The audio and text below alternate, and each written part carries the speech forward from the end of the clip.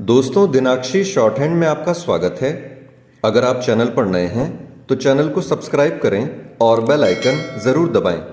आज की संपादकीय डिक्टेशन 761 शब्दों की एक डिक्टेशन रहेगी जो कि 80 शब्द प्रति मिनट की गति से बोली जाएगी। अगर आपको उस डिक्टेशन की स्पीड को 100 शब्द प्रति मिनट करना हो तो आप YouTube पर स्पीड के ऑप्शन में जाकर स्पीड को 1.25 कर सकते हैं। इस डिक्टेशन की डेमो आउटलाइंस आप हमारे टेलीग्राम ग्रुप से प्राप्त कर सकते हैं। और अगर आपको इस संपूर्ण संपादकीय मैटर की सभी एडवांस आउटलाइंस और वाक्यांश की आवश्यकता है तो आप हमारा स्पेशल पेड बैच ज्वाइन कर सकते हैं। हमारे पेड बैच में दी गई एडवांस आउटलाइंस और वाक्यांश की सहायता से आप शॉर्ट हैंड को 120 प्लस की गति में लिखने में सक्षम होंगे। इस बैच को ज्वाइन करने के लिए आप डिस्क्रिप्शन बॉक्स में दिए गए मोबाइल नंबर पर व्हाट्सएप कर सकते हैं। तो चलिए डिक्टेशन को स्टार्ट करते हैं। डिक्टेशन 5 सेकंड बाद स्टार्ट होगी। Ready, start.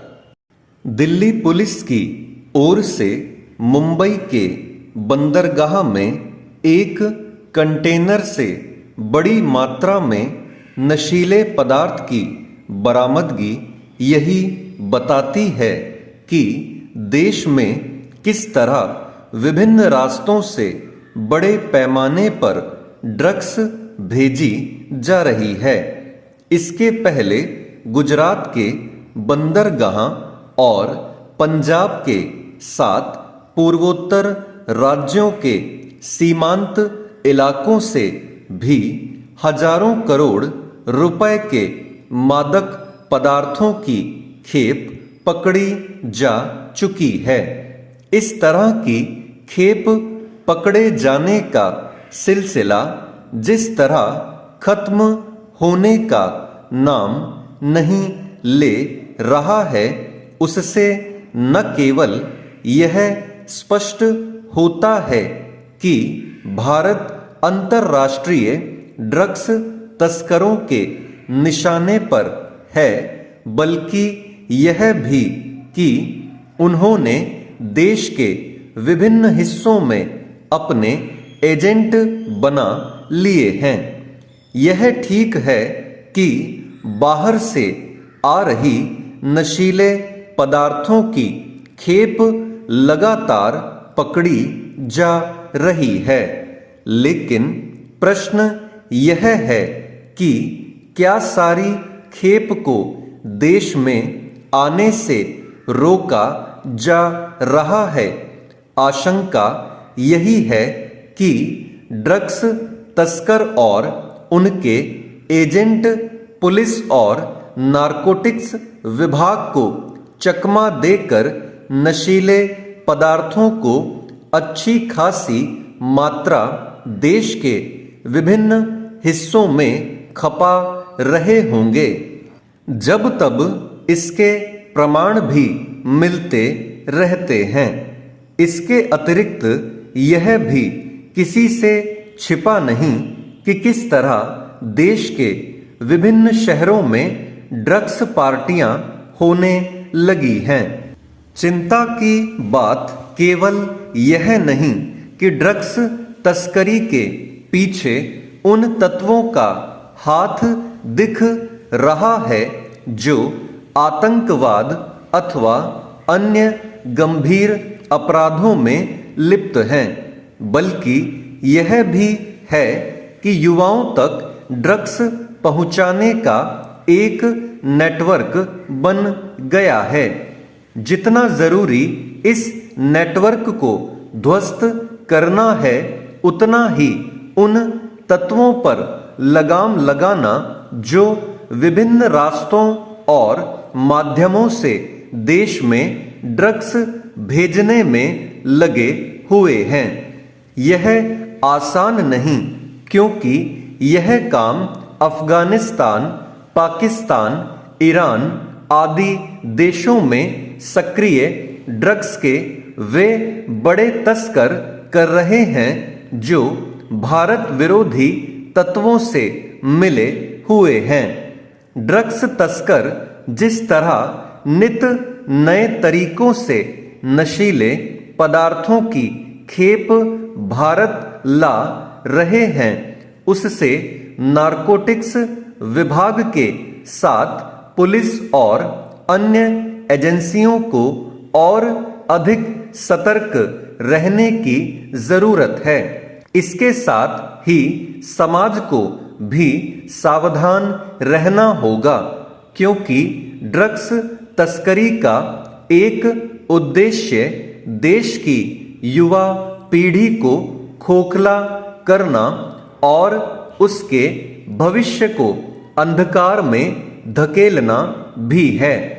इसकी अनदेखी नहीं की जानी चाहिए कि पंजाब और पूर्वोत्तर के कुछ राज्यों में ड्रग्स के चलन ने युवा पीढ़ी को किस तरह तबाह किया। यदि देश को ड्रग्स तस्करों की सक्रियता से बचाना है तो नशीले पदार्थों के सेवन के विरुद्ध अलख जगानी होगी। इसमें सफलता तभी मिलेगी जब युवा पीढ़ी मादक पदार्थों के विनाशकारी प्रभाव को लेकर सचेत होगी। वह ड्रग्स के खतरे को लेकर सचेत हो, इसके लिए समाज के अन्य लोगों को भी अपने अपने स्तर पर सक्रिय होना होगा। चेंज। हरियाणा सिख गुरुद्वारा प्रबंधक कमेटी के लिए हरियाणा विधानसभा द्वारा पारित कानून को चुनौती देने वाली याचिका को उच्चतम न्यायालय द्वारा निरस्त करना हरियाणा के सिखों की ही नहीं बल्कि यहाँ के सभी वर्गों की जीत है।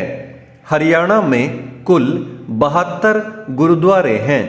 हरियाणा सिख गुरुद्वारा प्रबंधक कमेटी तो काम कर रही थी, लेकिन उसके पास मात्र 5 गुरुद्वारों का प्रबंधन था। शेष का प्रबंधन सिख गुरुद्वारा प्रबंधक कमेटी के पास था। हरियाणा सिख गुरुद्वारा प्रबंधक कमेटी चाहती थी कि हरियाणा के समस्त गुरुद्वारों का प्रबंधन उसे मिले। उनका तर्क न्याय संगत था। जब बिहार के गुरुद्वारों का प्रबंधन वहां की श्री गुरुद्वारा प्रबंधक कमेटी करती है, दिल्ली के गुरुद्वारों का प्रबंधन वहां की गुरुद्वारा प्रबंधक कमेटी करती है, तो हरियाणा के गुरुद्वारों का प्रबंधन कोई दूसरा क्यों करे। वास्तव में 1966 से पूर्व हरियाणा पंजाब का ही अंग था, इसलिए तब तक ऐसी किसी मांग का प्रश्न ही नहीं उठता था। लेकिन हरियाणा बनने के बाद से ही वहां के सिख प्रतिनिधियों के हृदय में अपनी अलग गुरुद्वारा प्रबंधक कमेटी की आकांक्षा पनपने लगी, जो स्वाभाविक थी। उनकी मांग पर 8 वर्ष पूर्व हरियाणा सरकार ने विधानसभा में हरियाणा सिख गुरुद्वारा प्रबंधन अधिनियम 2014 पारित किया। इस अधिनियम के तहत राज्य में गुरुद्वारों के प्रबंधन के लिए एक अलग समिति का गठन किया गया था। इस कानून को चुनौती देने के लिए उच्चतम न्यायालय में याचिका दायर की गई। उस याचिका के निरस्त हो जाने के बाद अब हरियाणा की सिख गुरुद्वारा कमेटी को हरियाणा के सभी गुरुद्वारों का प्रबंधन मिल जाएगा। गुरुद्वारा प्रबंधक कमेटियां दान से प्राप्त होने वाली राशि समाज कल्याण के कार्यों में व्यय करती हैं। शिरोमणि गुरुद्वारा प्रबंधक कमेटी पर हरियाणा के सिख प्रतिनिधि आरोप लगाते थे कि वह हरियाणा के गुरुद्वारों से मिलने वाली अधिकांश राशि पंजाब में लगाती है। अब हरियाणा सिख गुरुद्वारा प्रबंधन कमेटी वहां के गुरुद्वारों का प्रबंधन संभालेगी तो उनसे प्राप्त होने वाली राशि हरियाणा में ही व्यय करेगी। स्टॉप।